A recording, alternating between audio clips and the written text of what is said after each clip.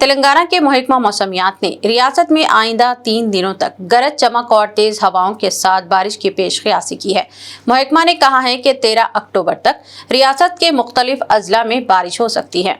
इसके अलावा कुछ अजला के लिए महकमा की जानिब से येलो अलर्ट जारी किया गया है।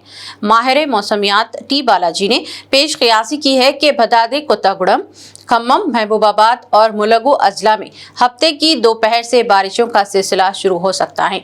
महकमा मौसमियात ने शहर हैदराबाद के मौसम के ताल्लुक से इशारा दिया है कि यहाँ मौसम तकरीबन खुश्क रह सकता है। शहर में पीर तक किसी बारिश के इम्कानात नहीं पाए जाते, ताहम सुबह के औकात में कोहर हो सकता है और मुताले कुछ हद तक अबर आलूद रह सकता है।